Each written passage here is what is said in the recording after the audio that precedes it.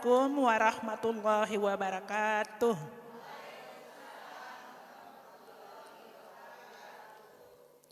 Alhamdulillahirabbil alamin wassalatu wassalamu ala asrofil anbiya'i wal mursalin wa ala alihi wa ashabihi ajma'in wa man tabi'ahum bi ihsanin ila yaumiddin. Adapun susunan acara pada hari ini adalah pertama pembukaan, kedua tilawah yang akan dipimpin oleh Ibu Iva dan diikuti oleh seluruh jamaah. Kemudian pembacaan cari tilawah oleh Ibu Ida Zakaria. Acara pokok kita adalah tausiah yang akan disampaikan oleh Ustadz Rahmat Ilahi Abu Ridho MH MPD Cdai dengan tema Tawakal menjalankan perintah agama. Akan dilanjutkan dengan tajawab dan ditutup dengan doa yang akan dipimpin oleh Ustadz. Selanjutnya sebagai pembukaan acara kita ini, marilah kita bersama-sama membaca basmalah. Bismillahirrahmanirrahim. Kita lanjut ke acara berikutnya, yaitu tilawah yang akan dipimpin oleh Ibu Iva. Dan kita bersama-sama mengikuti, ya, seluruh jamaah mengikuti Ibu Iva. Untuk itu kepada Ibu Iva kami persilakan. Tafadhol Bu Iva. Baik, Assalamualaikum warahmatullahi wabarakatuh.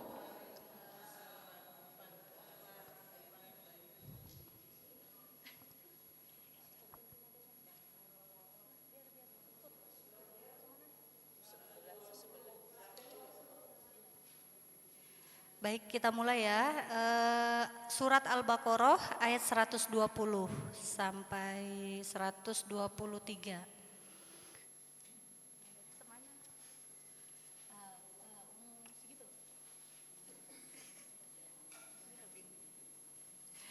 A'udzu billahi minasy syaithanir rajim. Bismillahirrahmanirrahim. Walan tarda 'ankal yahudu walan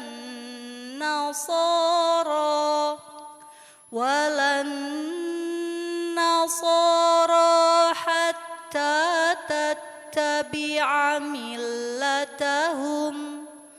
Qul inna hudallahi huwal huda wala inittaba'ta ahwa'ahum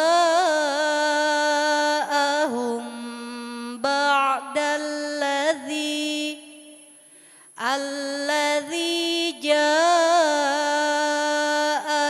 minal ilmi ma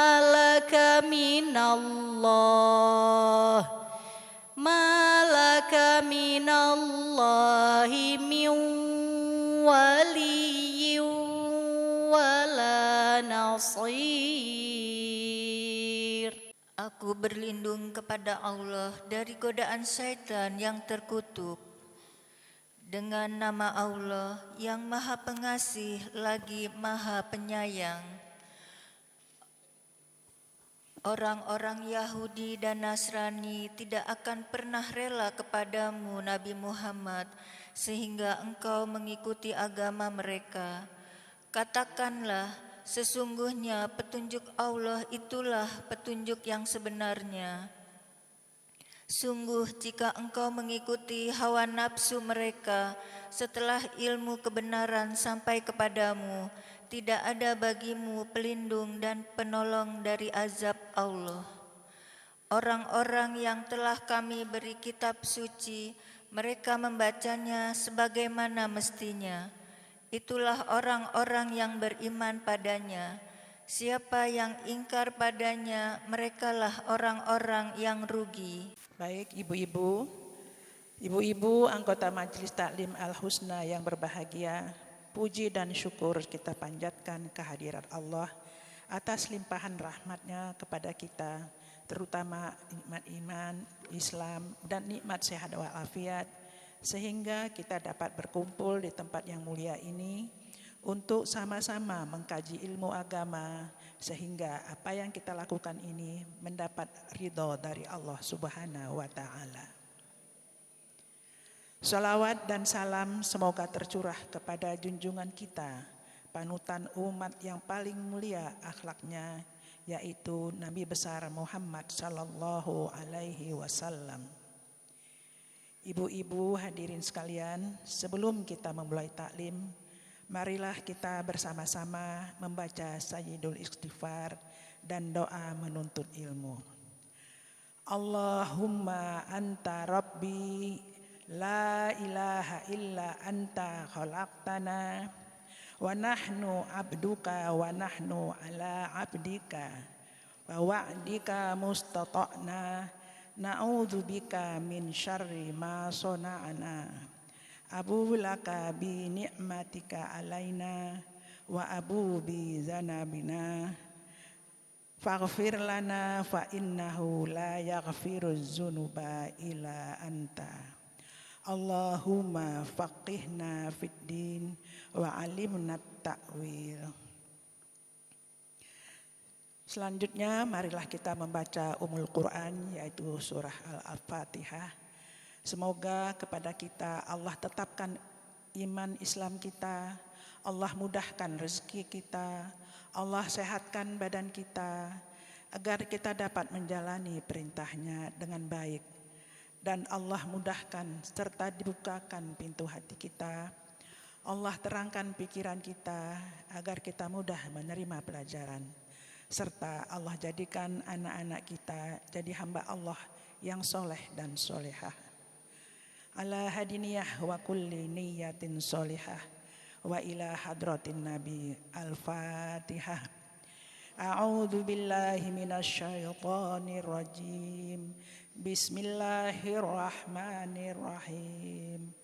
Alhamdulillahi rabbil alamin. Ar-Rahmanir-Rahim. Maliki yaumiddin. Iyyaka na'budu wa iyyaka nasta'in. Ihdinas siratal mustaqim. Siratal ladzina an'amta 'alaihim ghairil maghdubi 'alaihim waladdallin. Amin. Bismillahirrahmanirrahim. Assalamualaikum warahmatullahi wabarakatuh.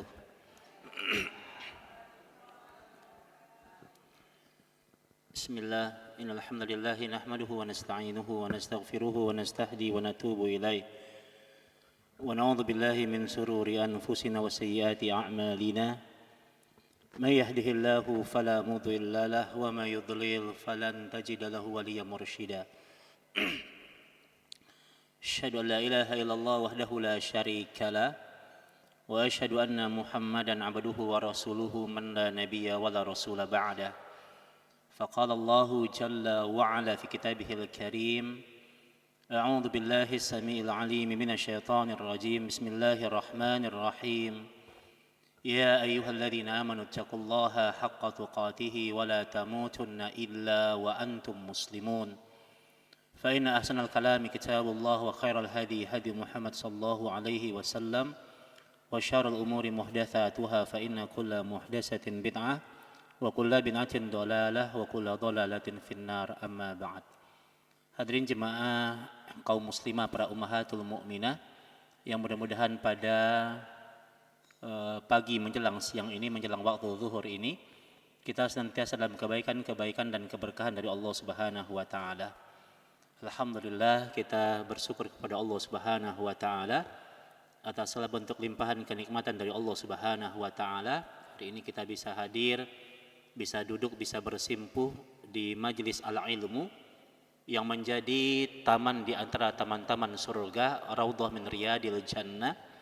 Mudah-mudahan kita betah berada di dalamnya. Ya, betah ya Bu ya, insyaallah ya. Mudah-mudahan kita betah dan mudah-mudahan setiap kali kemudian kita duduk di majlis ini maka Allah menjanjikan maka kita akan dinaungi oleh malaikat-malaikat Allah Subhanahu wa taala. Ya, Nabi kita bilang sama kita ketika ada suatu kaum mereka duduk menuntut ilmu syar'i, belajar ilmu agama, kata Nabi kita, khaffathumul malaikah, malaikat menaungi mereka. Jadi walaupun di sini ada ruang-ruang yang kosong, maka sesungguhnya ruang-ruang ini diisi penuh oleh para malaikat-malaikat Allah Subhanahu wa taala. Dan setiap malaikat itu dia mengepakkan sayap-sayap mereka. Mereka berdoa, mereka bermohon kepada Allah agar kita yang duduk di majlis ilmu, Allah berikan keberkahan dalam hidupnya dan Allah mudahkan semua urusan kita. Ya, ini fadilah duduk di majlis ilmu yang tidak kita dapatkan di tempat-tempat tongkrongan yang lainnya. Ya, nah ini cuma ada di majlis al-ilmu. Kenapa, Bu? Nggak ada di kafe, nggak ada ya, Bu ya. Dan yang lebih luar biasa kata Nabi kita, kalau orang duduk di majlis ilmu, wa dzakarahumullahu fi man indah, namanya disebut-sebut oleh Allah dengan bangga di hadapan seluruh penduduk langit. Nah, ya, jadi nama kita nih satu-satu nama-nama ibu-ibu ya, itu disebut oleh Allah di hadapan penduduk langit ya. Kalau ada Pak RT nih ngasih sambutan, terus disebut nama kita gitu ya, mungkin kita bangga, kita senang ya. Pak RW ngasih sambutan disebut nama kita, kita akan senang. Tapi bayangkan kita duduk di majlis ilmu, nama kita itu satu-satu disebut-sebut oleh Allah di hadapan semua penduduk langit. Makanya cara kita untuk bisa viral di langit, duduk di majlis ilmu. Kan orang hari ini, Bu, pengen viral di bumi, kadang apa aja dia lakuin gitu. Ya, dia joget-joget di TikTok gitu ya. Dia mengumbar auratnya. Ya, kadang dia membuka kehormatannya, apa tujuannya? Hanya pengen viral di bumi. Tapi agama kita menyuruh kita untuk viral di langit. Biarlah mungkin kita sama penduduk bumi kita tidak dikenal, tapi ketika kita rajin duduk di majlis ilmu, maka insya Allah nama kita akan viral di langit. Ya, mudah-mudahan ilmu yang kita kaji, ilmu yang membawa kebaikan-kebaikan dan manfaat untuk urusan dunia kita dan menjadi bekal terbaik kita untuk kita berjumpa dengan Allah Subhanahu wa taala. Amin ya Allah ya Rabbal alamin. Selawat dan salam mudah-mudahan senantiasa tercurah kepada qudwah dan uswah hasanah kita, Nabi kita yang mulia, Nabi Muhammad sallallahu alaihi wasallam. Mudah-mudahan tercurahkan kepada para keluarga beliau, kepada para sahabatnya ridwanullahi alaihim ajma'in, dan kepada kita umatnya yang mudah-mudahan tetap terus istiqamah berjalan dalam naungan Al-Quran dan As-Sunnah yang beliau bawa. Para ummahat semuanya, hari ini saya diberikan judul oleh pengurus yaitu berkaitan dengan sebuah tema akidah yang sangat penting, yaitu tentang perkara tawakal. Ya, tawakal yang berkaitan dengan tuntunan agama yang mulia ini. Dan kita harus tahu bahwa tawakal itu di antara buah manis dari tauhidullah. Apa itu tauhid, Bu? Tauhid itu mengesahkan Allah. Jadi mengakui Allah sebagai pencipta kita, itu tauhid ar-rububiyah. Kemudian yang kedua, kita beribadah kepada Allah, itu tauhid al-uluhiyah. Kemudian kita mengakui asma dan sifat Allah, ya, maka itu tauhid asma was sifat. Maka kalau kita mengakui Allah sebagai pencipta kita, terus kita beribadah kepada Allah Subhanahu wa taala, maka di antara buah manis dari tauhid itu adalah sikap tawakal kita kepada Allah. Tawakal kita kepada Allah. Apa itu tawakal, Bu? Berserah diri, pasrah, menyerah kepada Allah, ya. Jadi kepada Allah itu menyerah saja gitu. Menyerahlah kepada Allah, jangan mentang-mentang di hadapan Allah. Ya, jangan sombong di hadapan Allah, menyerah.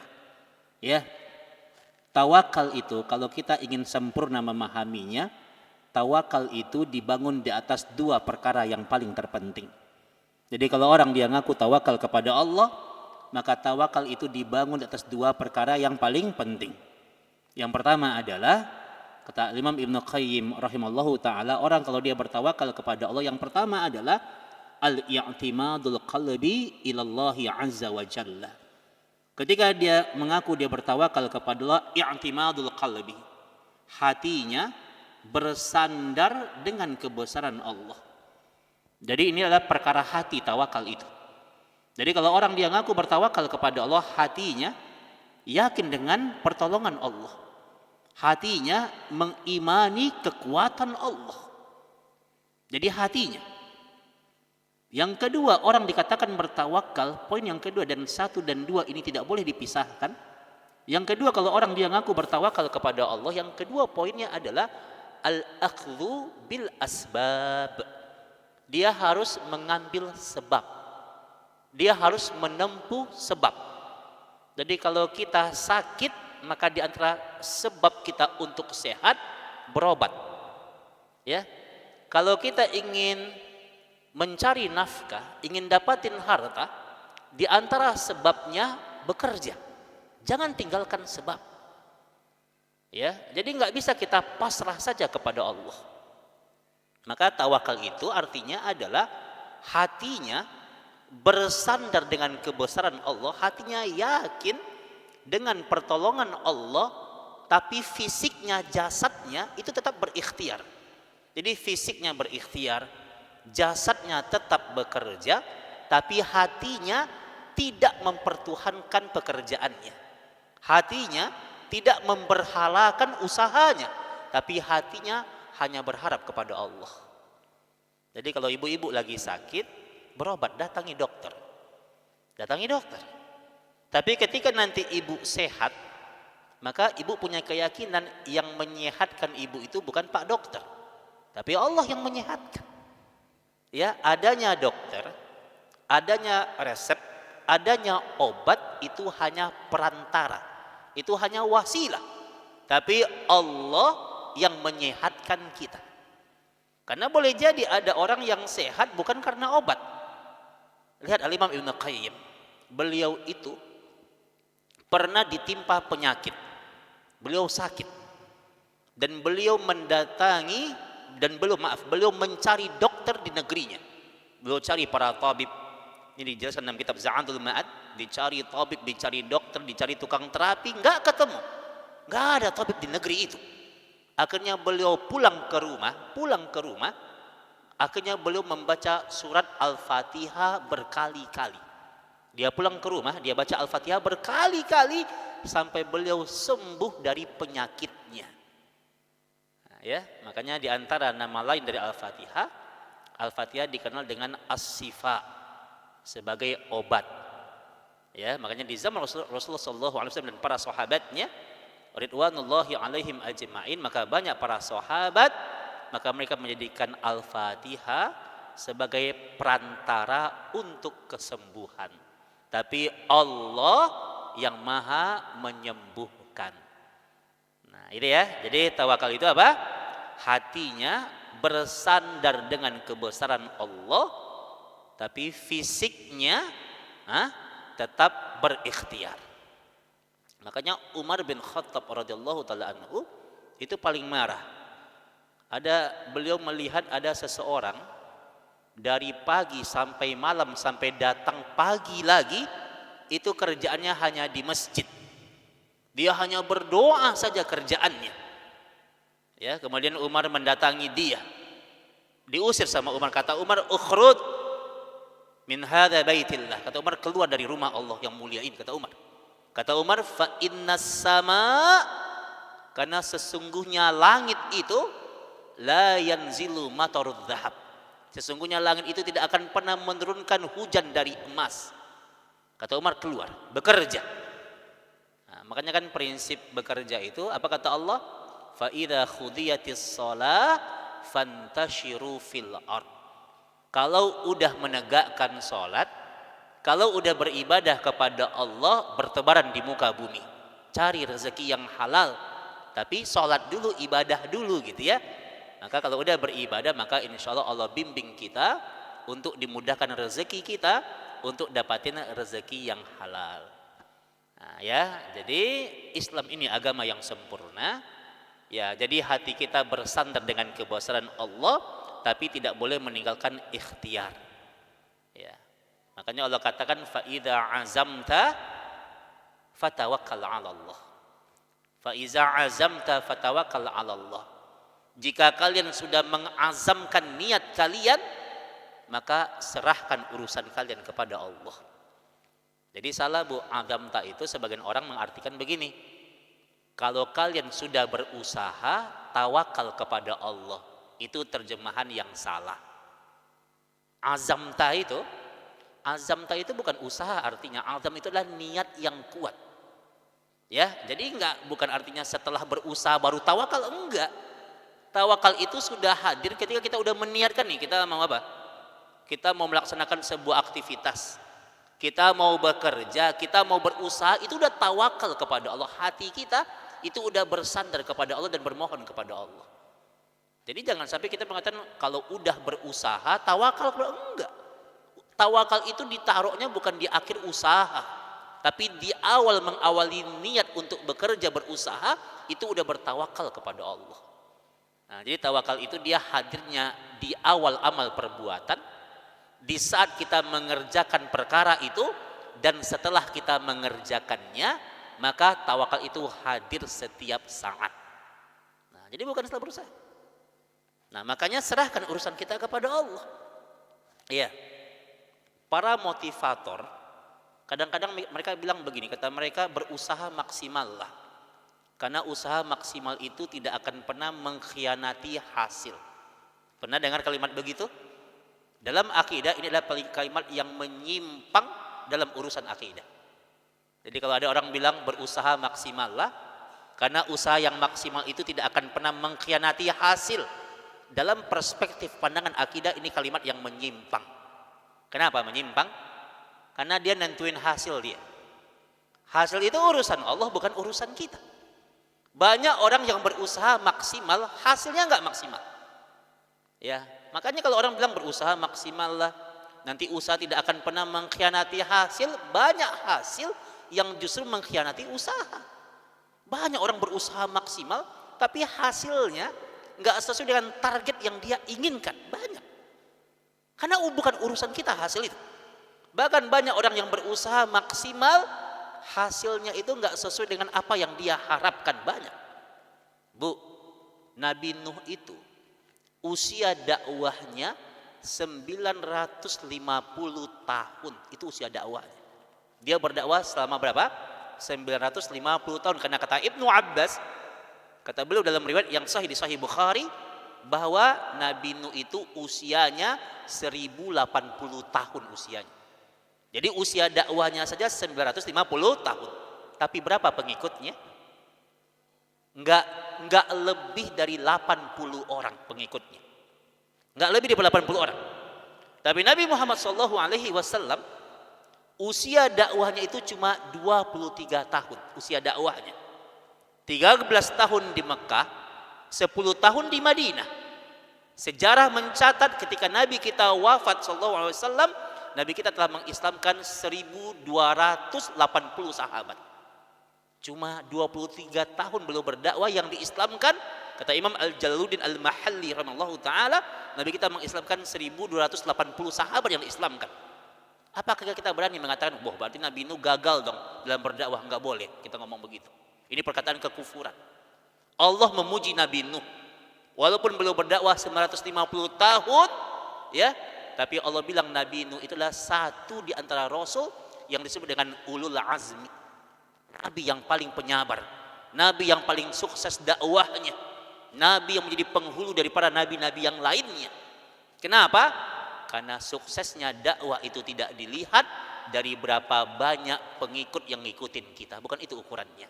Tapi apa ukurannya? Ketika kita bersabar. Ketika kita istiqomah menyampaikan perkataan yang hak. Ketika kemudian kita istiqomah menyerukan manusia dalam kebaikan dan mencegah dalam kemungkaran. Itu ukurannya, bukan hasil. Karena hasil bukan urusan kita. Ya, maka serahkan kepada Allah. Ya. Jangan mencoba-coba untuk mengambil fungsi tugasnya Allah terus kita serahkan sama diri kita. Karena hasil itu bukan urusan kita, urusan Allah. Ada teman dulu, ini cerita Bu, kisah nyata ini. Saya punya teman dulu waktu saya masih di semester awal, ketika kuliah di LIPI ya. Ada teman, dia udah waktunya dia menikah. Kemudian dia nggak mau nikah dia. Dia bilang, kita tanya, ya akhi kenapa antum nggak mau menikah? Dia bilang, kata dia gini, Ustaz, antum bayangin saja, kata dia, saya ini hanya seorang guru, kata dia. Gaji saya itu cuma 700.000, kata dia. Gajinya cuma 700.000, dia bilang begitu. Terus dia bilang, saya 700.000 sebenarnya untuk saya aja saya nggak cukup, kata dia. Kebayang nggak kalau nanti saya punya istri, ya biaya istri, biaya makan istri, ya biaya apa lagi, biaya dandan istri gitu ya, biaya beli gamis gitu, nanti berapa ini? Iya, biaya skincare ya Bu ya. Masya Allah ya. Katanya kalau saya nanti punya istri dengan duit 700.000 ini nggak cukup, untuk saya aja nggak cukup, kata dia. Dia pakai logika dia. Terus dia bilang, nanti kalau saya punya anak, berapa biaya anak? Anak sekian. Ya, nanti biaya sekolahnya sekian. Biaya pengobatan kalau dia sakit, dia berobat sekian biayanya, itu kalau punya anak satu. Nanti punya anak dua, bertambah lagi biayanya. Kata dia, nggak mungkin saya nikah dengan duit segini, kata dia. Maka, perhatikan. Maka, dalam pandangan akidah, ini adalah prinsip orang yang sombong. Kenapa dia katakan sombong? Karena dia telah mengambil alih tugasnya Allah, tugasnya Allah, terus dia limpahkan kepada dia. Kenapa dia sombong? Emang kita yang ngasih makan istri kita? Emang kita yang ngasih makan anak-anak kita? Masya Allah, ya. Maka kalau orang kemudian dengan dia punya istri, kemudian dia bilang dia nggak bisa mencukupi, dia menganggap seolah-olah dia ngasih makan. Ini adalah keyakinan yang menyimpang ini. Istri itu dia lahir, dia tumbuh, dia bawa rezekinya masing-masing. Anak itu lahir, dia bawa rezekinya masing-masing. Kita nih sebagai kepala keluarga hanya perantara yang Allah titipkan untuk ngasih rezeki kepada mereka. Maka lihat, tanya sama bapak-bapak di rumah, Pak dulu ketika bujangan, emang punya apa sih ketika bujangan? Nggak punya apa-apa. Ya, ketika udah menikah bertambah rezekinya. Ketika udah punya anak bertambah rezekinya, kan begitu. Ini janji Allah. Maka kalau orang kemudian hidup dan gaya dia hidup itu kemudian dia berhitung pola pikirnya, dia logika matematik, maka nggak ketemu konsepnya. Maka ingat, itu anak yang lahir dia bawa rezeki dijamin sama Allah. Jangankan anak manusia, binatang Allah katakan wa ma min dabbatin illa 'alallahi rizquha. Itu binatang yang melata itu, maka itu dia lahir dari induknya, itu Allah jamin rezekinya. Nah, ini harus diingat. Makanya kalau orang bilang dia hitung sekian duitnya, nggak mungkin dia punya istri, kata dia. Nggak mungkin dia punya anak-anak, kata dia. Ini orang sombong. Ya, kenapa dia sombong? Dia mengambil alih tugasnya Allah yang maha besar, yang maha berkuasa, dan dia palingkan untuk dirinya. Nah, ini harus kita ingat. Kan Allah janji, kata Allah, kalau orang itu menikahnya karena Allah, apa janji Allah? Wa in fuqara yughnihumullah. Kalau kalian itu fakir kalian, miskin kalian, dan kalian itu menikahnya karena Allah, nikah karena Allah, berumah tangga karena Allah, yughnihumullah, Allah yang akan mencukupkan kalian. Itu janji Allah. Nah, makanya ibu-ibu kalau punya anak laki-laki, ya, kalau punya saudara belum nikah-nikah juga umpamanya, padahal dia udah saatnya menikah, terus dibilang, kenapa antum nggak nikah? Dibilang, kata sama dia, aduh, rezekinya belum cukup gitu ya. Tidak ada, Bu, syarat menikah itu nggak ada syaratnya harus nunggu kaya, nggak ada, Bu. Kadang kita sebagai mertua yang kadang-kadang bikin syarat begitu ya. Ya, jadi kalau memang ada orang yang baik agamanya, ya, dan dia kemudian dia rajin, dia punya komitmen untuk berusaha, bismillah. Nanti Allah yang akan mencukupkan. Ya. Makanya nikah itu saatnya nggak mesti kaya, Bu. Nggak mesti kaya. Makanya dulu sahabat Nabi itu ada yang menikah maharnya itu cincin besi, Bu. Sekarang ada nggak cincin besi? Ya, dicari ke bengkel gitu ya kalau ada. Nggak ada cincin besi. Iya. Iya.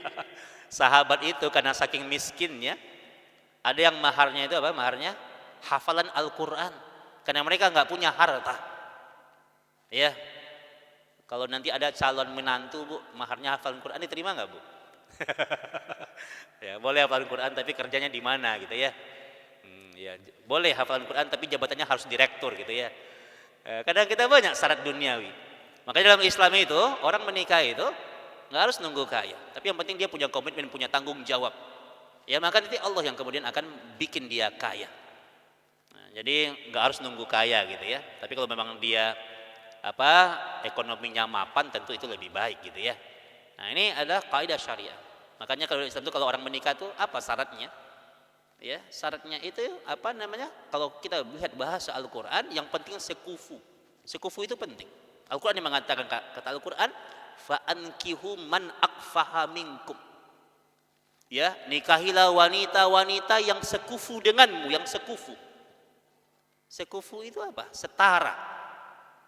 Setara gitu ya. Secara ekonomi setara gitu. Jadi kalau ada bapak-bapak gini ya, kalau ada seorang ikhwan laki-laki yang gajinya, ini makna sekufu nih bu ya.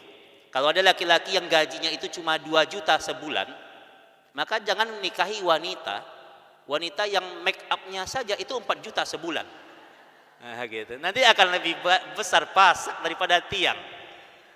Masih banyak wanita yang bisa dihidupi dengan 2 juta sebulan. Nah, itu maksudnya sekufu, Bu. Jadi dia ukur kemampuan ekonominya. Ya, gitu ya. Dia ukur mungkin kalau dia pendidikannya S1 kalau bisa sebanding gitu. Ini kaidahnya. Agar rumah tangganya nyambung gitu. Nah, itu tuntunan dalam syariat. Ya, walaupun kalau kemudian pasangannya ini adalah pasangan yang soleh dan soleh beriman kepada Allah, maka sekufu itu tidak wajib, tapi anjuran agama itu nikahi yang sekufu.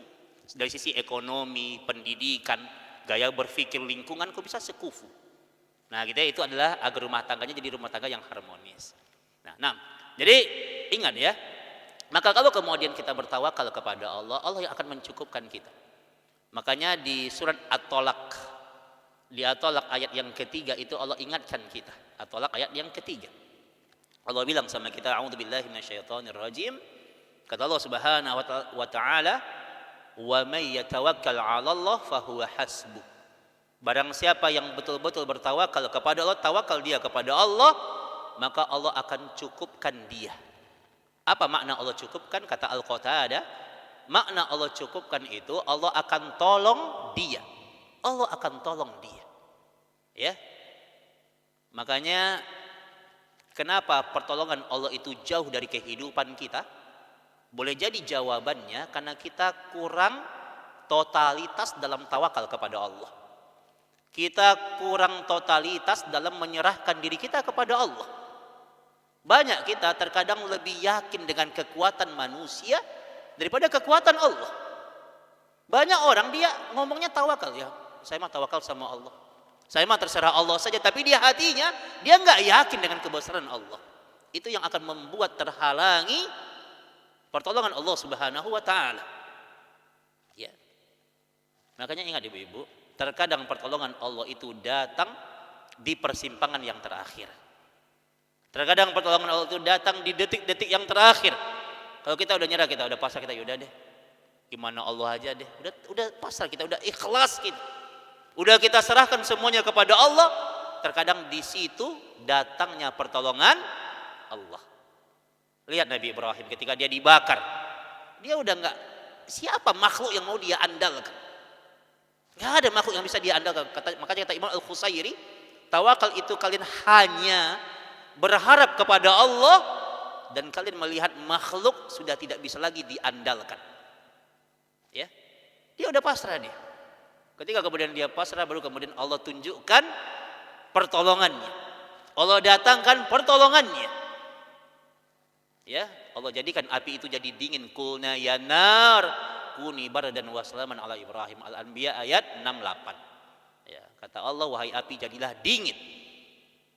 Kita harus ingat ibu-ibu, api yang sifatnya panas itu berubah jadi dingin, api dingin itu mustahil. Itu mustahil. Bagi siapa mustahil? Bagi kita manusia. Bagi kita mustahil api itu dingin, Bu. Tapi bagi Allah tidak ada yang mustahil. Mungkin ada seorang datang ke dokter, kata dokter, Pak, ini penyakitnya parah banget, Pak. Kayaknya Bapak 2 hari lagi mati ini, kata dia. Makin apa? Dokternya udah ini dia udah kayaknya belajar dari pengalaman. Ini kayaknya bentar lagi Bapak udah menghadap Allah ini. Paling lama hidupnya sebulan. Kata siapa itu? Kata manusia. Tapi kata Allah, tidak ada yang tidak mungkin. Bagi Allah mudah untuk menyembuhkan seseorang. Kan orang hari ini kan membagi penyakit itu ada penyakit yang berat, ada penyakit yang ringan ya Bu ya. Yang berat contohnya apa? Kanker umpamanya itu berat. Yang ringan anggaplah pilek ya. Orang pilek anggap aja itu penyakit yang ringan. Bayangin Bu, bayangin kalau pilek itu nggak ada obatnya. Nggak ada obatnya. Itu pilek itu bisa menjadi penyakit yang sangat berat. Tapi bayangkan kalau kanker itu, sakit apa Bu? Kanker, udah Bu, beli di warung obatnya umpamanya. Ada obatnya di warung gitu ya. Itu jadi penyakit yang ringan. Bisa jadi ringan kan Bu? Maka kita punya Allah yang maha segalanya. Ngadu sama Allah. Ngadu sama Allah. Banyak sekali kisah-kisah zaman dahulu yang mustahil bagi manusia, tapi itu mudah bagi Allah. Maka ingat Bu, pertolongan Allah itu datang terkadang di persimpangan terakhir. Di detik-detik yang terakhir.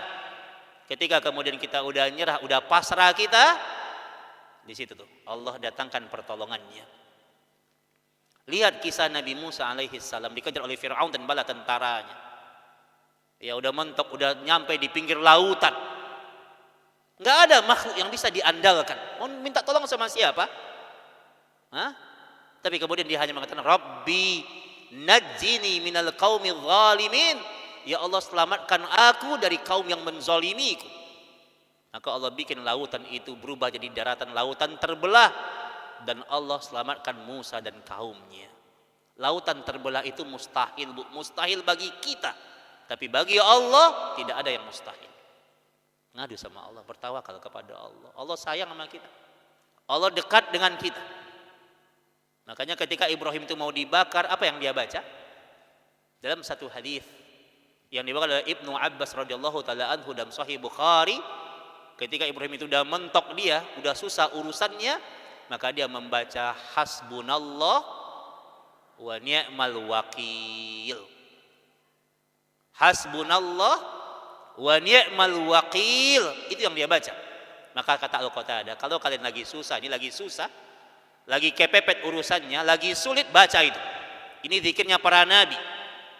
Kalau kalian membaca itu, berarti kalian telah menyerahkan urusan kalian agar Allah yang mengurusinya. Ya. Ibu kalau lagi ngurus apa ya? Ngurus perpanjangan STNK. Ya, tapi ibu kenal sama kepala samsatnya. Udah Pak, Bapak aja ngurus Pak. Tenang kan? Tenang kan Bu ya? Karena dia yang punya kekuasaan, dia punya wilayah dia. Kan tenang kita, karena dia kepala kantor di situ. Ya. Kita mau lewatin jalan nih, itu jalan dikenal jalan yang sangat rawan. Banyak penjahat, banyak preman di situ. Tapi di samping kanan kita ada Panglima TNI yang dampingin kita. Ya, kita akan tenang, ngapain takutnya ada Pak Panglima TNI, ada Pak Kapolri umpamanya. Kalau dengan kekuasaan manusia saja begitu yakin kita, kenapa ketika Allah yang mendampingi kita nggak yakin? Dan Allah janji, sepanjang kalian beriman kepada Allah, Allah akan dampingi kalian. Simak ketika Rasul itu hijrah dengan Abu Bakar, dikejar oleh kafir Quraisy. Nabi kita nginap di Gua Thur selama 3 malam dalam riwayat Bukhari. Abu Bakar ketakutan itu. Orang kafir Quraisy itu dia udah berada di depan gerbang pintu goa. Kata Abu Bakar, ya Rasulullah, lau kana ahadum minhum nadhara tahta qadamai, ya Rasul, kalau orang kafir Quraisy itu dia melihat ke bawah kakinya, dia lihat ke bawah kakinya, la absarona, kita akan kelihatan dan mereka akan membunuh kita. Coba perhatikan bagaimana jawaban Rasul bikin tenang hati sahabatnya. Kata Rasul, ya Abu Bakar, wahai Abu Bakar, dhannuka bi isnain fallahu thalithuhuma. Kata Nabi kita, wahai Abu Bakar, jangan kira kita berdua, ada Allah yang ketiga. Ada Allah yang ketiga. Maka kalau kehidupan ini kita hadapi bersama dengan Allah, Dengan kebesaran Allah, maka insya Allah bagi Allah mudah segalanya. Nah, jadi masalah tinggal kita kuatkan keimanan kita kepada Allah Subhanahu wa taala. Maka ingat Bu, sesuatu yang mustahil bagi manusia itu mudah bagi Allah. Ya. Pernah dengar kisah ketika bayi yang bernama Musa alaihi salam itu dihanyutkan oleh ibunya. Masya Allah ya. Jadi Fir'aun bikin sayembara.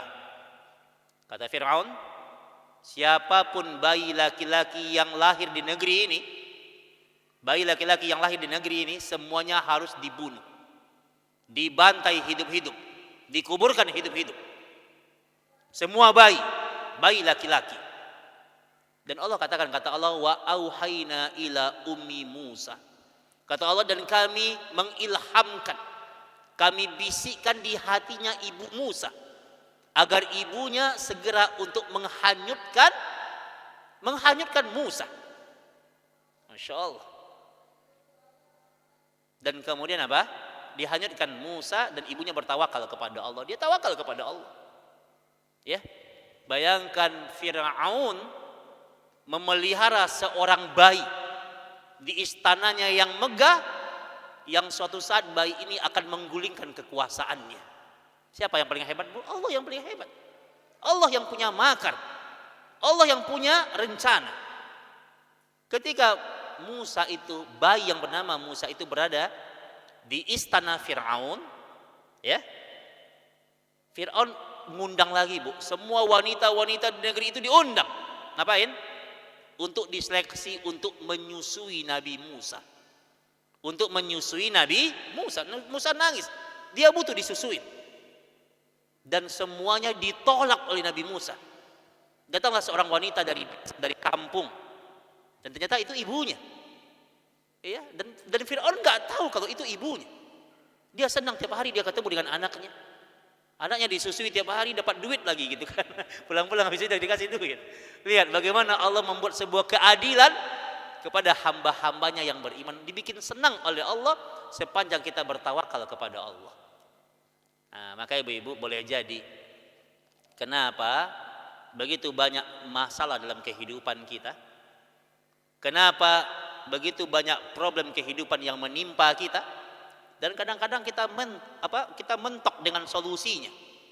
Kita mentok dengan solusinya karena mungkin tawakal kita kurang total kepada Allah.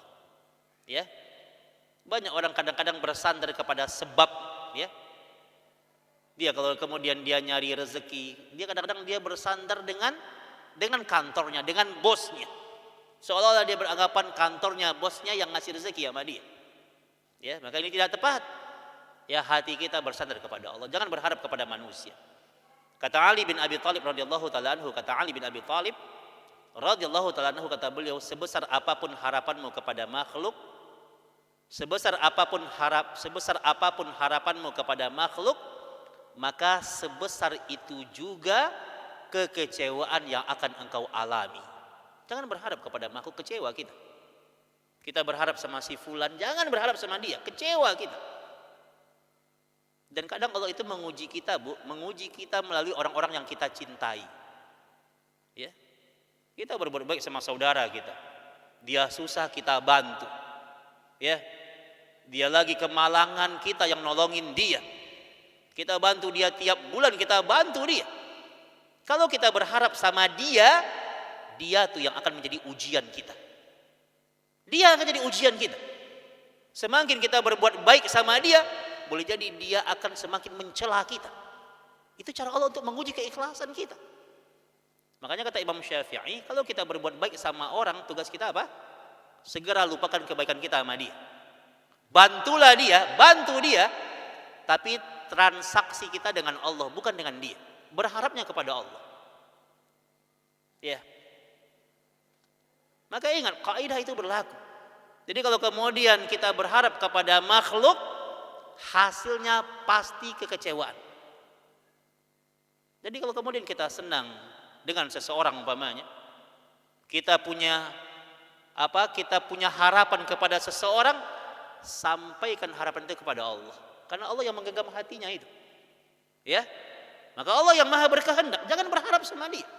Kalau berharap sama dia, dia akan jadi ujian kita itu. Ya. Nah, ini harus kita pahami. Tawakal itu amalan hati dan itu hanya berhak diberikan kepada Allah.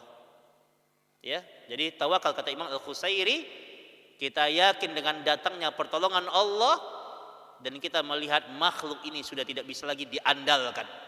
Ustaz, kita kan makhluk sosial, Ustaz. Kita kan butuh bantuan orang lain, betul. Tapi maksudnya apa? Hati nih. Hati nggak boleh jadi milik dia.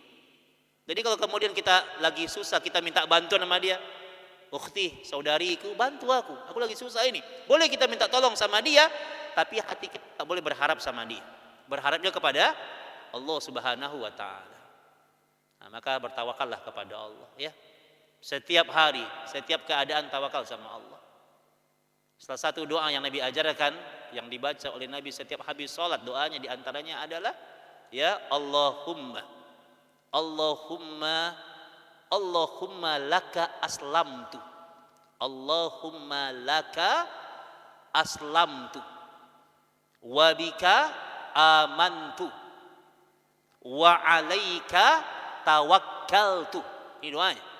Ya, kata Nabi kita kalau doa ini sering kalian baca, maka Allah akan mudahkan urusan kalian.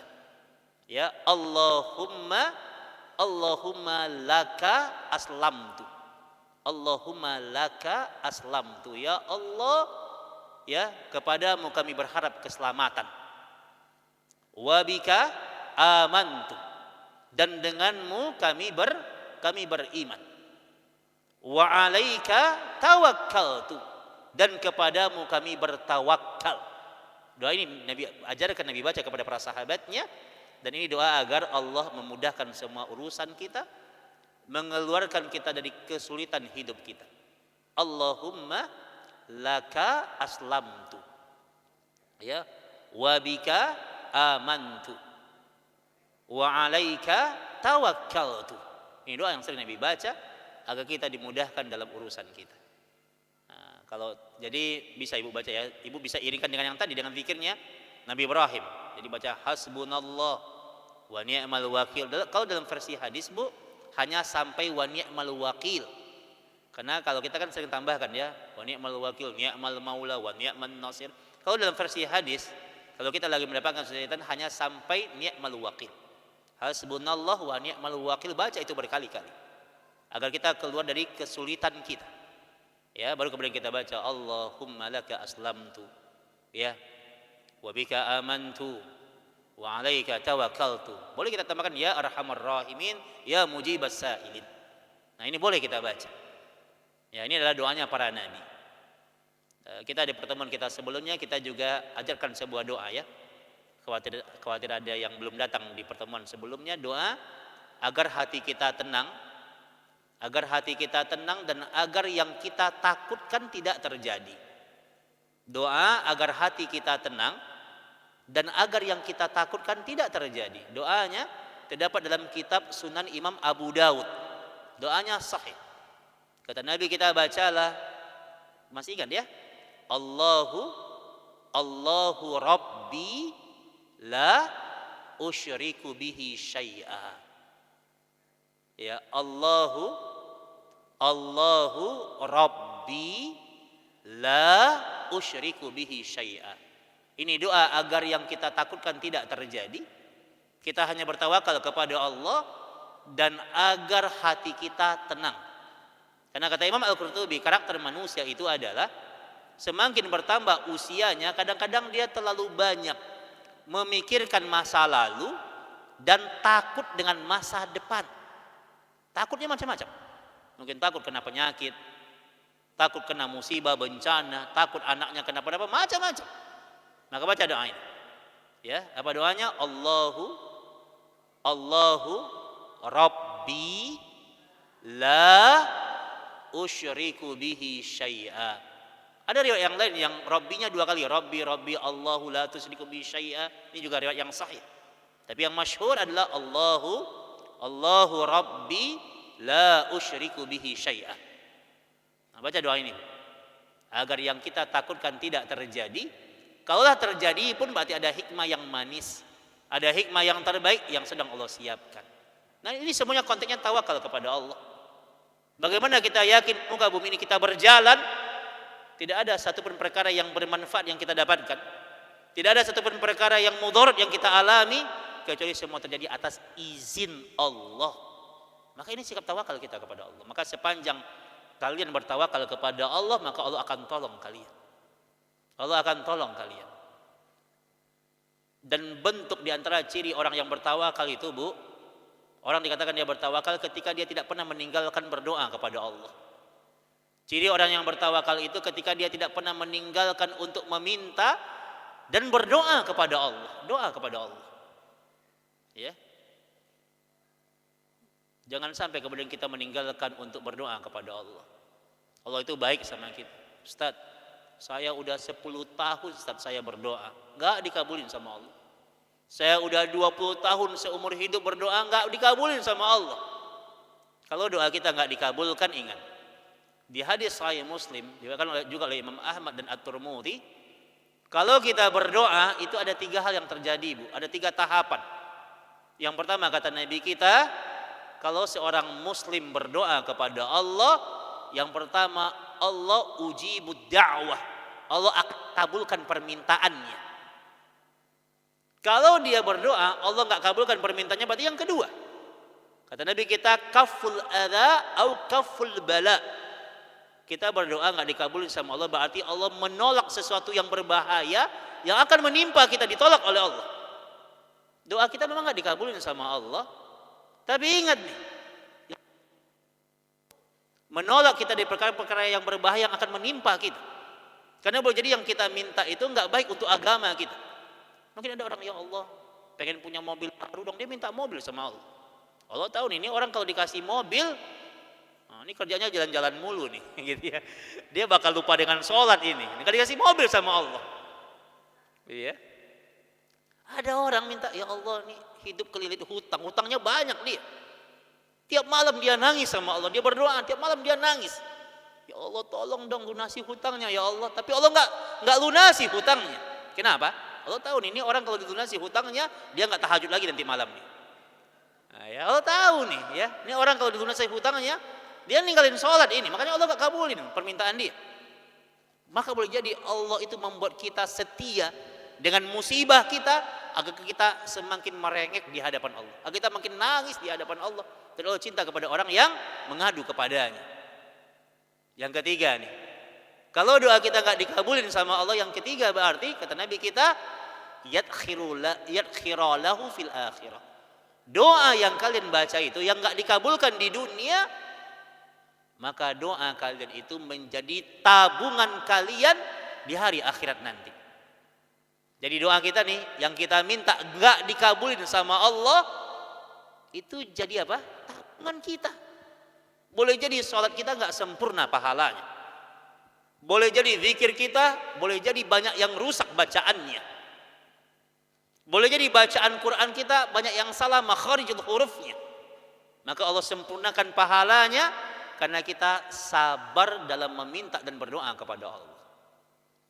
Nah, jadi ingat, kalau kita berdoa dan Allah nggak kabulkan, berarti tabungan, Bu, di hari akhirat. Jadi yang rugi itu orang yang nggak pernah berdoa sama Allah, itu rugi. Dan mereka akan dimurkai oleh Allah. Allah bilang, wa man lam yas'alillah yaghdab alaihi. Barang siapa yang enggak pernah minta sama Allah, enggak pernah berdoa kepada Allah, maka Allah murka kepadanya. Kita kalau minta sama orang, minta sekali dikasih sama dia. Minta 2 kali dikasih juga sama dia, udah mulai berat dia. Ya. Minta 3 kali, dia bilang, kamu ini minta mulu, kamu ini. Enggak dikasih sama dia. Minta 4 kali diusir sama dia. Tapi kalau sama Allah nggak pernah minta kita sama Allah, Allah bilang, wa man lam yas'alillah yaghdab alaihi. Kalau kalian nggak pernah minta kepadaku, aku murka kepada kalian, kata Allah. Dimurkai oleh Allah hidupnya. Maka minta kepada Allah. Ya, urusan kita bukan masa dikabulkan atau tidak, karena setiap permintaan itu ada pahala yang besar di hadapan Allah Subhanahu wa taala. Minta kepada Allah. Ya, ajak Allah berdialog, Bu. Aisyah radhiyallahu taala anha lagi bikin kue. Diaduk adonannya, di hadis Sahih Bukhari, diaduk adonannya. Itu minta garam saja, itu minta sama Allah. Garam itu ada di depan dia. Dia bilang, ya Allah, ridhoi hamba menggunakan garam ini. Berdialog dengan Allah, Bu. Apa-apa ngadu sama Allah. Dan Allah senang kalau apa-apa kita ngadu sama Allah. Ustaz, masa kita ngadu mulu sih? Ini kan kecil, Ustaz. Yang kecil itu kalau Allah nggak berkehendak nggak bisa kita lakukan. Ngadu sama Allah. Ibnu Mas'ud ketika berjalan putus sendalnya dan dia nyari tali untuk ngikat sendalnya, itu dia ngadu sama Allah. Jadi orang dulu Pak, unggulnya mereka apa-apa ngadu sama Allah, Bu. Ngadu sama Allah. Ibu-ibu tadi mau berangkat dari rumah pergi ke majelis ta'lim, bilang, ya Allah, ridhoi perjalanan ini ya Allah, jadikan setiap langkah kaki hamba menjadi catatan ibadah di hadapanmu ya Allah. Ngadu sama Allah, minta sama Allah, ya. Nah, maka Allah akan sayang sama kita, ya. Maka ibu-ibu yang dirahmati Allah Subhanahu wa taala, tawakal itu bagaimana kemudian kita senantiasa kita berdoa, bermunajah kepada Allah, minta tolong kepada Allah, ya. Allahumma iyyaka na'budu wa iyyaka nasta'in, beribadah kepada Allah dan minta tolong kepada Allah. Itu bikin hati kita tenang. Jadi tawakal itu manfaatnya kita akan tenang, kita. Ya, kalau ada musibah yang menimpa kita, kita tawakal kepada Allah, maka yakinlah kadang sesuatu yang kita sesali hari ini menjadi sesuatu yang kita syukuri di masa yang akan datang kalau kita serahkan semuanya kepada Allah. Hati tenang itu, Bu, itu nikmat yang paling berharga itu. Ya. Makanya kata Syekhul Islam Ibnu Taimiyah, kalau kalian bertawakal kepada Allah, hati kalian tenang. Beliau pernah menyampaikan sebuah perkataan yang sangat agung dan mulia. Kata beliau, Inna fid dunya jannatun. Kata beliau, sesungguhnya di dunia itu ada surga. Di dunia itu ada surga. Man lam yadkhulha lam yadkhul jannatal akhirah. Barang siapa yang tidak pernah memasuki surga dunia, maka dia tidak akan pernah masuk surganya akhirat. Kata beliau, inna fid dunya jannatun. Di dunia itu ada surga. Man lam yadkhulha, barang siapa yang enggak pernah masuk surga dunia, dia enggak akan pernah masuk surganya akhirat. Baru ditanya oleh muridnya, ya, ma hiya jannatud dunya? Kata muridnya, ya Syekh, apa itu surga dunia? Beliau katakan, surga dunia itu, kata beliau, adalah isma'annal qalbu fi ta'atillah.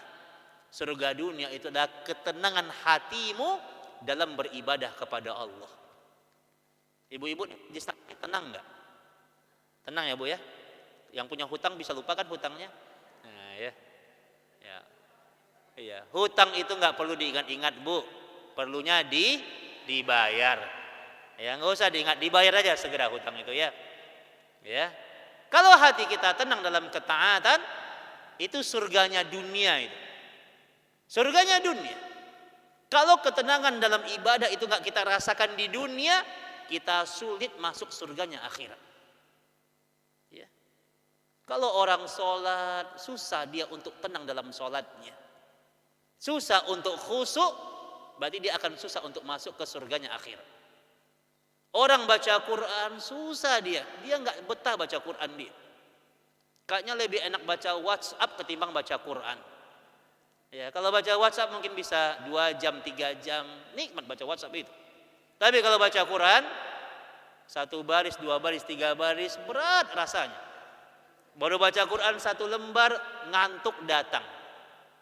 Hati-hati, kalau ketenangan dunia, ibadah nggak pernah kita dapatkan, kita susah masuk surganya akhirat. Orang berzikir, lihat orang zikir pagi petang. Kalau yang nggak biasa, suntuk dia, jenuh dia. Ya, lebih nyaman baca Facebook ketimbang zikir pagi petang. Kayaknya kalau berzikir cuma 15 menit, 30 menit, kayaknya lama banget itu zikir. Tapi kalau baca Facebook 3 jam, 4 jam, waktu begitu sebentar. Maka ingat, orang yang tidak pernah merasakan tenangnya dalam ketaatan di dunia, lam yadkhul jannatal akhirah, maka dia akan susah untuk masuk surganya akhirat. Dan ulama kita membahas, kenapa orang tidak bisa tenang beribadah? Kenapa orang susah untuk khusyuknya? Kenapa orang enggak tenang baca Quran? Kenapa orang enggak bisa tenang ketika berzikir? Satu jawabannya, orang enggak bisa tenang beribadah penyebabnya karena dosa. Karena dosa penyebabnya. Makanya kata Ibnu Umar radhiyallahu taala anhu, kata beliau, dampak yang terbesar dari dosa adalah orang kalau hatinya enggak bisa move on dari dosa, terikat dengan dosa, dampak terbesar dari dosa adalah, kata Ibnu Umar radhiyallahu taala anhu, dampak terbesar dari dosa adalah izalatu minal lazzati fil ibadah. Dampak terbesar dari dosa itu adalah dosa itu menghilangkan kenikmatan lezatnya ibadah. Ibadah itu membawa kelezatan, Bu, sejatinya begitu. Tapi kalau orang beribadah nggak merasakan lezatnya, ketenangan, kenikmatan itu terhalangi. Nah, dosa-dosanya. Nah, ini harus kita ingat, ya.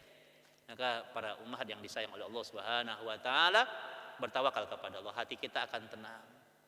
Dalam kehidupan ini kalau ada kenikmatan yang kita peroleh, puji Allah.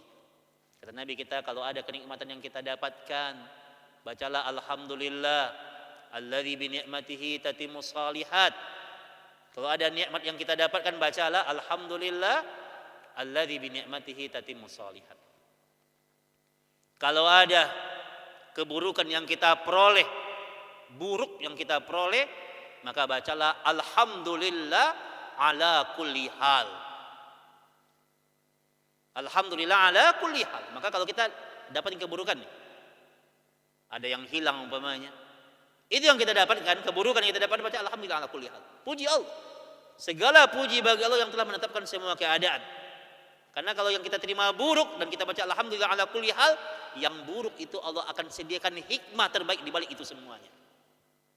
Karena ingat, Bu, kadang yang kita sesali hari ini menjadi sesuatu yang kita syukuri di masa yang akan datang kalau kita bersyukur kepada Allah. Kadang-kadang hikmah itu datangnya belakangan, Bu. Ya. Ada teman, bukan teman, iya teman ya, jemaah masjid. Dulu dia heran dia, Ustaz, saya dulu sampai saya doa, saya kata dia waktu dia masih kuliah, doa saya itu saya sempat doa, ya Allah jangan pernah saya tinggal di Bekasi, itu doanya. Jadi dia gak mau di Bekasi, pokoknya dia pengennya di Bandung gitu. Itu dia cerita, tiba-tiba dia terdampar di Bekasi, udah punya anak, udah punya cucu, dan dia baru merasakan hikmahnya itu ketika dia punya cucu. Oh ternyata Masya Allah, ini hikmahnya dulu. Baru dia rasakan, oh ternyata ketika dia tinggal di Bekasi, dia banyak tetangga, banyak saudara. Sampai dulu begitu doanya, ya Allah jangan sampai tinggal di Bekasi, pokoknya dia pengennya di Bandung gitu, kata dia begitu. Ya, akhirnya dia punya istri, punya anak-anak, baru ya Allah dia rasakan hikmahnya. Oh ini loh hikmahnya. Jadi kadang-kadang hikmah yang Allah berikan itu bukan saat itu, tapi setelah berapa tahun baru kita rasakan manfaatnya. Masya Allah ya, maka yakinlah dengan Allah. Jadi kalau kita bersyukur di setiap keadaan, kan alhamdulillah ala kulli hal itu, kan segala puji bagi Allah yang telah menetapkan semua keadaan, semuanya baik. Kalau apapun yang menimpa kita, kita respon dengan keimanan. Oke, berbaik sangka sama Allah. Kita lagi jalan nih, jalan di lapangan yang luas. Ibu-ibu lagi jalan di lapangan yang luas, lapangan bola. Tiba-tiba kepala bola itu, kepala kita kena bola, benjol ya, kepala kita kena bola, pusing mungkin ya. Coba kita berpikir, seluas itu lapangan, kenapa bola yang dicari kepala kita? Nggak ada yang kebetulan itu. Seluas itu lapangan, kenapa yang dicari bola itu kepala kita? Berarti ada sesuatu, Allah negur kita itu. Ya, nggak usah marah sama pemain bola. Bola itu bisa kena kepala kita, itu Allah yang mentakdirkan. Bu, jangankan nasib kita, itu daun yang jatuh dari pohonnya, itu Allah yang berkehendak. Di dunia ini nggak ada yang kebetulan, semuanya Allah yang mengatur. Coba kalau kemudian kepala kita kena bola, ya Allah tadi punya dosa apa tadi?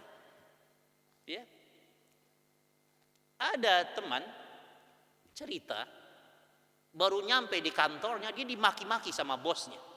Dimaki-maki sama bosnya sampai bosnya ngeluarin kata-kata binatang. Dimaki-maki padahal dia udah merasa bekerja maksimal, tapi dimaki-maki sampai bosnya ngeluarin kata-kata binatang. Keluar dia dari kantor itu, dia cerita, ya Allah. Kata dia, kemudian dia tersenyum, ya Allah, makasih Allah, kata dia. Terus kita samperin, kenapa antum bilang makasih? Tadi kata dia, tadi pagi di lampu merah itu saya nabrak orang, kata dia. Ketika saya nabrak orang, saya yang salah, saya kata-katain dia, kata dia. Jadi dia nabrak orang, kan sekarang begitu, kita yang kena tabrak, kita yang dimarahin. Padahal ibu-ibu ya, belok ke kanan lampu senya ke kiri gitu kan, gitu. Jadi dia marahin orang, dia nabrak orang, dia marahin orang itu. Dia marahin orang itu. Dan kemudian dia belum sempat, dia minta maaf, kemudian namanya di jalan, langsung pergi berpisah. Sampai di kantor dimaki-maki sama bosnya, nggak ada penyebab apa-apa kata dia. Maka dia berpikir, Masya Allah, Allah itu maha adil. Ada seorang ulama besar, ya, pulang dari safar, dia minta tolong sama anaknya, nak tolong ambilin ayah minum. Ulama besar, ulama Saudi. Anaknya nggak mau ngambilin minum. Sampai istrinya nggak mau ngambilin dia minum. Sampai khadimatnya, pembantunya nggak mau ngambilin dia minum. Merenung dia. Oh ternyata di jalan, ya, dia berpaling dari orang lain. Ada orang yang minta bantuan, minta fatwa, dia minta nasihat, dia kemudian dia abaikan. Akhirnya di rumah dia dicuekin sama keluarganya. Jadi Allah maha adil. Boleh jadi yang akan membalas keburukan kita bukan di tempat itu, tapi dengan cara yang lain Allah balasnya. Di dunia ini nggak ada menang-menangan, Bu.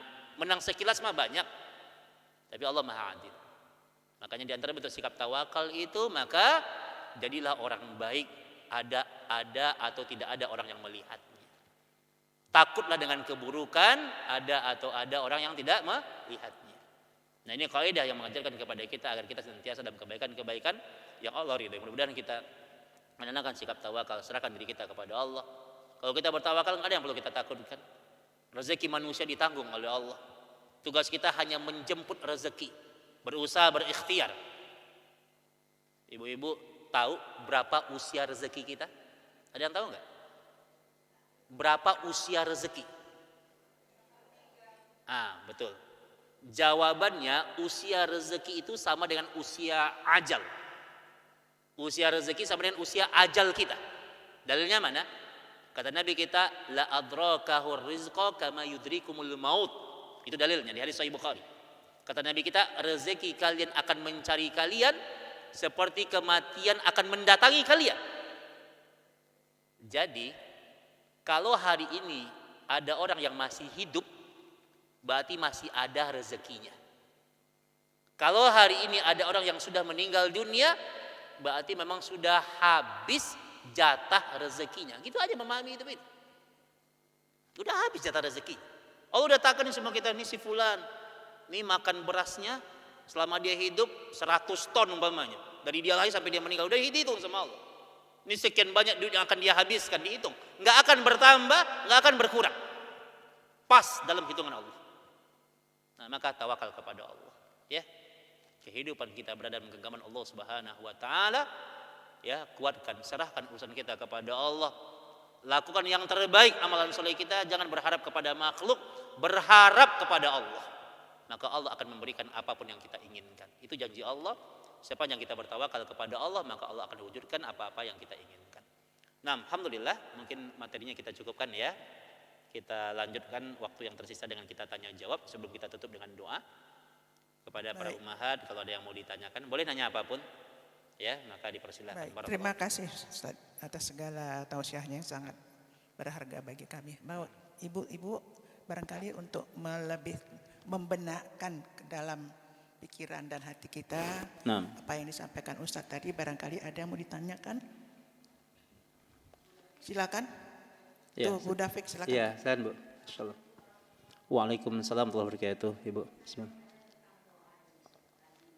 Naam.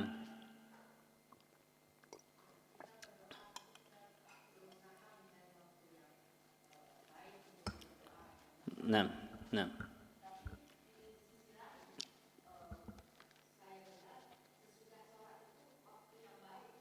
Naam.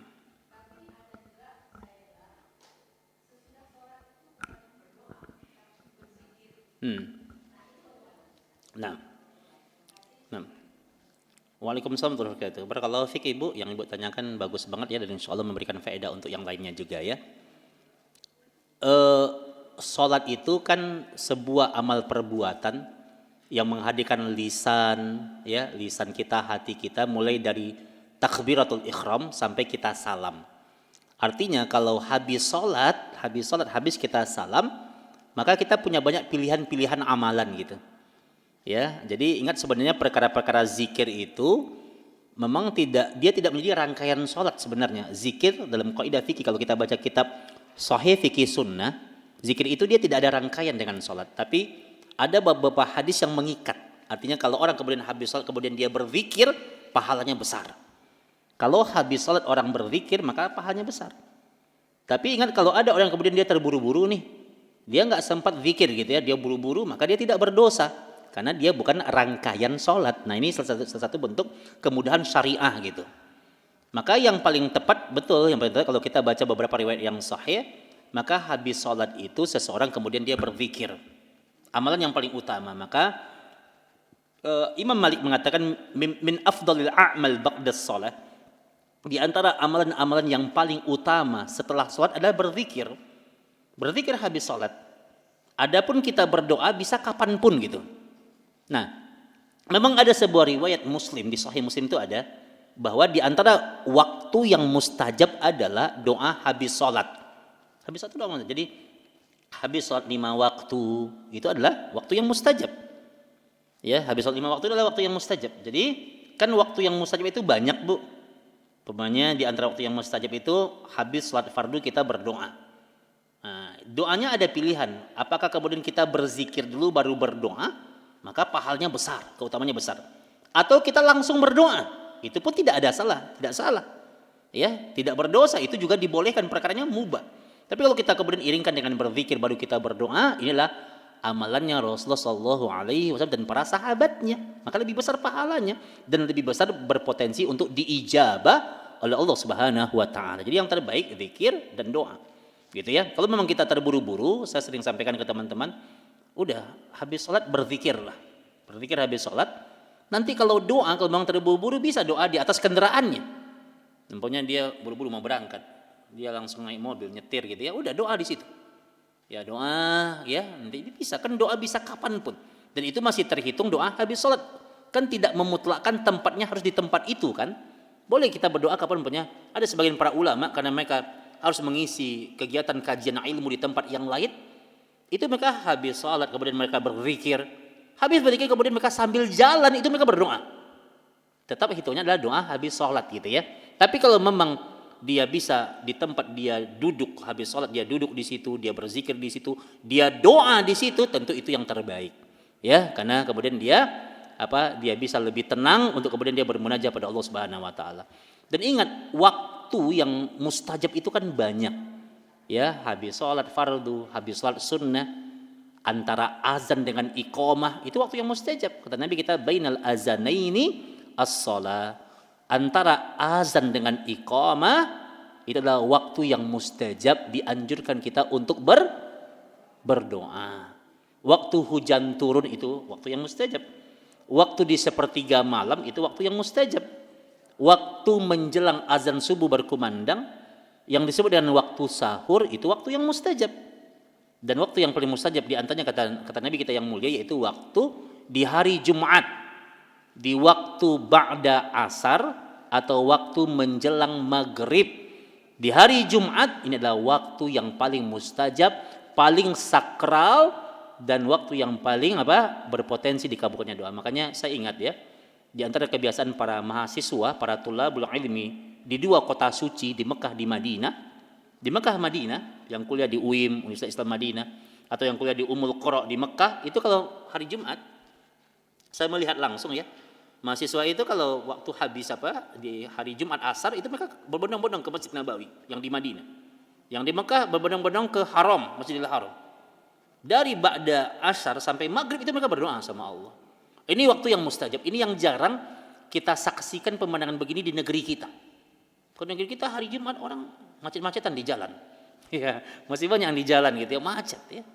Nah, harusnya waktu di ba'da asar menjelang maghrib di hari Jumat ini adalah waktu yang paling sakral, kata Nabi kita, ini adalah waktu yang paling mustajab. Nah, barakallahu fikum. Boleh dua lagi?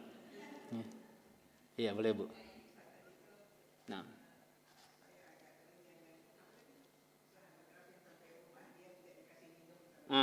Iya. Seorang ulama tabi'in. Baru ingat bahwa tadi ada yang minta tapi dia tidak memberi gitu ya Ustaz ya. Apa dia melalaikan gitu. Nah, dia sengaja mengabaikan. Iya, mengabaikan gitu. Nah, saya ini juga sekarang ini kan banyak gini Ustaz ya di HP. Banyak orang minta bantuan gitu loh. Saya hitung di HP saya itu lebih dari 10. Masya Allah. 10 itu dalam per 10 menit. Enggak, maksudnya 10 apa ya? Assalamualaikum Bu, ini tahu nama kita Bu, Pak Ustadz ya. Padahal kita nggak kenal dia gitu ya. Kami dari yayasan ini minta ini. Nah, bagaimana kita tahu mana yang benar, mana yang nggak benar Ustadz?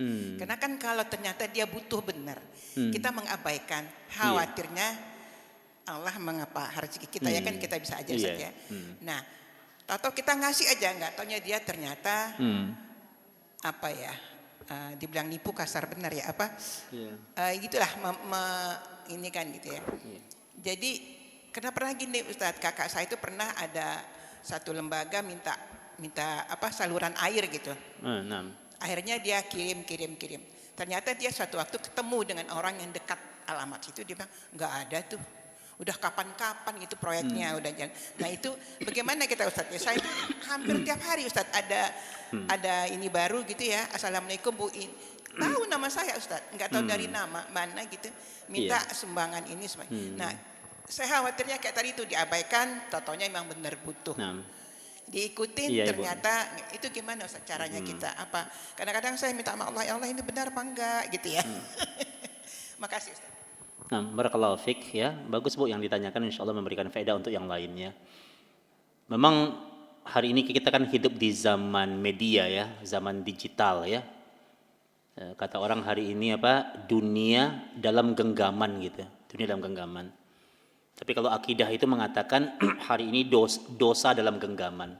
Dosa dalam genggaman. Kalau kita tidak bisa memanage, mengatur penggunaan handphone, yang ada bukan pahala, yang ada adalah dosa kalau kita nggak bisa mengaturnya. Jadi gini Bu, gini. Pertama adalah apa? Sesuatu yang berkaitan dengan media itu, apa dia menghubungi kita gitu ya.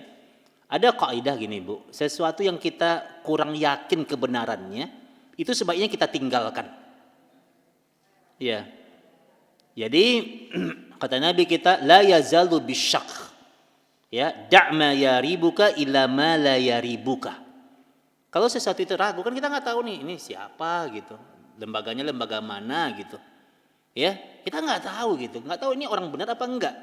Kalau kita berada dalam keraguan tinggalkan, nggak apa-apa kita abaikan itu, nggak apa-apa.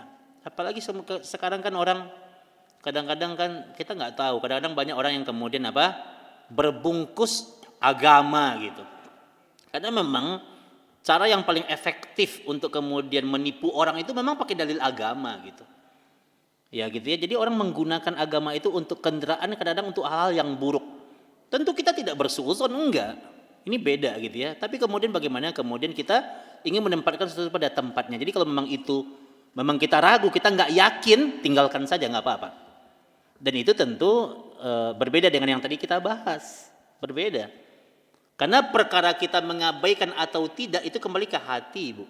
Makanya hadisnya innamal a'malu bin niat, bahwa segala amal perbuatan itu tergantung niatnya. Kalau niat kita memang kemudian niat kita untuk mengabaikan dia, ya dosa kita. Tapi kan bukan itu niat kita kan, niat kita ragu. Ini nggak tahu orang dari mana, tiba-tiba sok kenal gitu kan. Apalagi udah banyak kejadian, banyak yang kemudian tertipu umpamanya. Maka sebenarnya ragu pada perkara itu ragu pada sesuatu yang tepat. Sesuatu yang tepat, maka itu boleh. Ya, jadi perkara yang tadi, kalau tadi kan memang dia sengaja mengabaikan, dia bisa kok untuk memenuhi kebutuhan orang itu. Dia bisa untuk memenuhi kebutuhan orang itu, tapi dia sengaja mengabaikan gitu. Nah itu nggak boleh. Nah ya, jadi kalau sengaja, kan Allah Maha tahu tuh isi hati kita. Apakah kita untuk menghindar, untuk mengabaikan, Allah tahu kan. Nah yang dimurkai oleh Allah itu ketika memang kita sengaja cuek, sengaja mengabaikan, padahal kita bisa. Kan kalau mengabaikan orang pun karena memang kita kena punya kesibukan, mungkin ada hal yang protes yang harus kita kerjakan, sehingga kita kemudian kita nggak bisa memenuhi kebutuhan, nggak bisa kemudian melayani dia umpamanya, itu kan boleh-boleh saja. Yang nggak boleh itu kita mampu untuk melayani dia, apa untuk kemudian menasihati dia, kemudian kita tinggalkan. Nah yang disengaja-sengaja itu yang nggak boleh. Nah cuma kalau kasus ini ya betul ya. Sekarang kadang-kadang kita ada orang tiba kok dia bisa tahu nama kita gitu ya. Tahu nama kita dia, kemudian dia minta donasi gitu kan. Nah ini kan banyak sekarang ini. Ya bukan berarti kita bersuuzon, bukan buruk sangka kita. Iya, sekarang kan data kita ini kan bocor ya, data kita tuh bocor. Ya, apalagi waktu pas dulu kita masa-masa Covid kan kita data kita kan kita sampaikan gitu ya. Banyak sebenarnya ya hal-hal yang kemudian berkaitan dengan data-data itu kemudian tidak data kita tidak seprivasi yang kita bayangkan gitu. Tapi ya makanya macam-macam yang masuk. Masya Allah, memang hidup ini kalau Allah kemudian bisa nggak punya handphone, pengennya nggak punya handphone ya Bu ya. Tapi gimana nggak punya handphone kalau kita mah nanti jemaah susah ngubungin untuk pengajian ya. Kadang-kadang kita ingin filter nih, wah pokoknya yang bisa ngubungin si fulan aja gitu, tapi nggak bisa. Nah, makanya itu ya Bu ya. Jadi udah jaga segala sesuatunya ya, mudah-mudahan Allah menjaga kita. Kalau ragu nggak apa-apa Bu. Ya, prinsip kalau ragu itu tinggalkan. Ya. Terus sama blokir.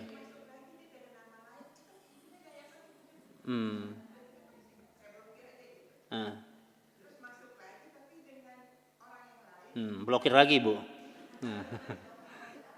Blokir sampai titik darah yang terakhir Bu. Iya. Iya. Nggak apa-apa yang begitu ya. Dan ibu harus ingat ya, orang kalau dia ngerti syariah, dia ngerti Islam, minta-minta itu nggak boleh kayak begitu. Agama ini punya izzah, punya kemuliaan. Ya udah yang begitu abaikan aja. Agama itu bukan meminta-minta gitu ya. Kalau memang dia mau ngingatin, udah ingatin orang sekali. Nggak boleh kemudian dia menjadi pengemis gitu, berkali-kali udah diblokir masih aja begitu. Nah ini hal yang nggak baik. Agama kita nggak ngajarin begitu. Ya, Islam itu dia punya izzah. Kalau memang harus ingatin orang, ingatin dia. Ya, Bu, ini ada anak yatim butuh dibantu. Nih, Bu, anak-anak penghafal Quran butuh dikasih Quran umpamanya. Boleh dia ngingatin begitu. Ya, udah sekali aja, enggak usah ngingatin orang berkali-kali. Kadang justru orang itu kalau diingatin berkali-kali justru dia bukannya dia makin simpati ya. Justru orang makin kesel gitu. Orang minta donasi tapi kita gayanya kayak tukang kredit nagih hutang gitu ya. Nah, ini yang kadang-kadang tidak tepat. Dia udah kalau hal begitu tinggalkan ya. Nah, sama-sama Bu. Udah? Baik jemaah semuanya, mari sama kita tutup kajian kita berdoa, kita bermunajat. Ini majelis ilmu, majelis yang sangat sakral di hadapan Allah. Majelis yang setiap doa kita diaminkan oleh para malaikat Allah. Mudah-mudahan kita di majelis ini hajat dan kebutuhan kita dipenuhi oleh Allah dan kemudian memberikan kebaikan untuk orang-orang yang kita cintai, kedua orang tua kita, keluarga kita, mudah-mudahan dalam kebaikan dan keberkahan Allah Subhanahu wa taala. Astaghfirullah wa atubu ilaih, astaghfirullah wa atubu ilaih. Astaghfirullah wa atubu ilaih. A'udzu billahi minasyaitonir rajim. Bismillahirrahmanirrahim. Alhamdulillahirabbil alamin, hamdan yuwafi ni'amahu wa kafi'u mazidah ya rabbana ya zal jalali wa dzikral karim wa 'azimi sultanik. Allahumma salli ala Muhammadin wa ala alihi wa sahbihi wa sallam. Allahumma bika asbahna wa bika amsayna wa bika nahya wa bika namutu wa ilaikan nusur. Allahumma inna nas'aluka ilman nafi'a wa rizqan tayyiba wa amalan mutaqabbala. Allahumma a'inna ala dzikrika wa syukrika wa husni ibadatik. Ya Allah ya Rahman ya Rahim, di rumahmu yang mulia ini ya Allah, di rumahmu yang penuh kebaikan dan keberkahan ini ya Allah, kami angkat kedua tangan kami ya Allah. Kami bermohon, kami berdoa, kami bermunajat kepadamu ya Allah. Ampuni dosa kami ya Allah, ampuni kesalahan dan kekhilafan kami ya Allah. Ya Allah, jangan jadikan dosa-dosa kami ya Allah sebagai penghalang keberkahan hidup ya Allah. Jangan jadikan dosa-dosa kami ya Allah sebagai penghalang kesolehan anak dan cucu kami ya Allah. Jangan jadikan dosa-dosa kami ya Allah sebagai penghalang keberkahan rumah tangga kami ya Allah. Jangan jadikan dosa-dosa kami ya Allah sebagai penghalang untuk mendapatkan husnul khatimah ya Allah. Ya Allah, ampuni kami, bimbing kami ya Allah kepada jalan yang Engkau ridhai ya Allah. Ya Allah ya Rahman ya Rahim, ini majlis ilmu yang penuh kebaikan dan kemuliaan ya Allah. Ya Allah, jangan biarkan setiap orang yang keluar dari tempat ini ya Allah, jangan biarkan setiap orang yang keluar dari majlis ini ya Allah kecuali Engkau telah mengampuni kesalahan dan dosanya ya Allah. Jangan biarkan setiap orang yang keluar dari majlis ini ya Allah, jika mereka mengalami kesulitan hidup ya Allah, lapangkan urusannya ya Allah. Jangan biarkan setiap orang yang keluar dari majlis ini, dari tempat ini, ya Allah, jika mereka mengalami kesusahan, maka berikan mereka jalan keluar, ya Allah. Jika mereka sedang sakit, sehatkan mereka, ya Allah. Ya Allah, kami ini makhluk yang dhaif, ya Allah, kami ini lemah, ya Allah. Engkaulah yang maha kuat, ya Allah. Kami ini fakir, ya Allah, Engkaulah yang maha kaya, ya Allah. Ya Allah, berikan kami hati yang lapang, ya Allah, hati yang lapang, yang kami bisa memaafkan kesalahan orang lain, ya Allah. Jadikan setiap sakit hati yang kami peroleh, ya Allah, jadikan setiap kekecewaan yang kami alami, ya Allah, ganti dengan kebaikan-kebaikan yang Engkau janjikan, ya Allah. Ya Allah, ya Rahman, ya Rahim, di majlis yang penuh kebaikan dan keberkahan ini kami minta kepadamu, ya Allah, ampuni dosa kedua orang tua kami, ya Allah. Ampuni dosa ayah dan ibu kami, ya Allah. Jika mereka masih hidup, ya Allah, sehatkan mereka dalam ketaatan kepadamu, ya Allah. Jika mereka sudah meninggal dunia, ya Allah, lapangkan alam kuburnya, ya Allah. Jadikan kuburnya taman di antara taman-taman surga, ya Allah. Ya Allah, sayangi orang tua kami, ya Allah. Sayangi orang tua kami, ya Allah. Ya Allah, ya Rahman, ya Rahim, mereka rela berkorban apapun demi anak-anaknya, ya Allah. Mereka begitu tulus menyayangi dan mencintai kami, ya Allah. Mereka rela untuk tidak makan asalkan anaknya tetap kenyang, ya Allah. Mereka rela mengorbankan apapun demi kebahagiaan anak-anaknya, ya Allah. Ya Allah, ketika mereka hidup, ya Allah, kami belum sempat membalas jasa dan kebaikan mereka, ya Allah. Kami mohon kepadamu, ya Allah, sayangi kedua orang tua kami, ya Allah. Ya Allah, ya Rahman, ya Rahim, halalkan, ya Allah, halalkan darah ibu kami, ya Allah, yang mengalir ketika melahirkan kami, ya Allah. Berikan pahala yang besar di setiap darahnya yang mengalir ketika melahirkan kami, ya Allah. Ya Allah, 9 bulan kami berada di rahimnya, ya Allah. 9 bulan kami berada di rahimnya, ya Allah. Dalam keadaan susah payah dia mengandung kami, ya Allah. Berikan pahala yang besar di setiap darahnya yang mengalir ketika melahirkan anaknya, ya Allah. Begitu berat dia mengandung kami, ya Allah. Dia tetap bekerja, dia tetap berusaha, ya Allah. Berikan pahala yang besar, sayangi ibu kami, ya Allah. Ya Allah, halalkan, ya Allah. Halalkan keringat ayah kami, ya Allah. Halalkan keringat ayah kami yang berjuang untuk menafkahi kami, ya Allah. Pagi, siang, malam ayah kami berjuang untuk kami, ya Allah. Tidak ada yang dia inginkan, dia hanya ingin nasib anaknya lebih baik daripada nasibnya, ya Allah. Terkadang dia pura-pura sehat padahal dia sedang sakit, dan dia tetap bekerja untuk keluarga, ya Allah. Ya Allah, berikan pahala yang besar di setiap keringatnya, ya Allah. Berikan pahala yang besar. Ya Allah, halalkan, ya Allah. Halalkan air susu ibu kami, ya Allah, yang telah menjadi darah dan daging dalam tubuh kami. Halalkan, ya Allah. Berikan pahala yang besar di setiap air susu yang mengalir untuk kami, ya Allah. Ya Allah, ya Rahman, ya Rahim, demi nama-Mu yang mulia, ya Allah. Tidak ada satupun kenikmatan dunia yang hari ini kami miliki. Tidak ada satupun kenikmatan dunia yang hari ini kami peroleh, ya Allah, kecuali itu semuanya karena tulusnya doa orang tua kami, ya Allah. Tidak ada satupun kenikmatan dunia yang hari ini kami dapatkan, ya Allah, kecuali karena tulusnya doa orang tua kami, ya Allah. Ibu kami, dialah yang setiap malam duduk di atas sejadahnya. Dia angkat tangannya, ya Allah, dia sebut nama anaknya, ya Allah. Tidak ada satupun dunia yang hari ini kami dapatkan, ya Allah, kecuali karena tulusnya doa orang tua kami, ya Allah. Dia yang setiap malam menangis berdoa untuk anaknya, ya Allah. Ya Rahman, ya Rahim, ya Mujibas Sa'ilin, kami duduk di majlis-Mu, ya Allah. Kami duduk di taman-taman surga, ya Allah.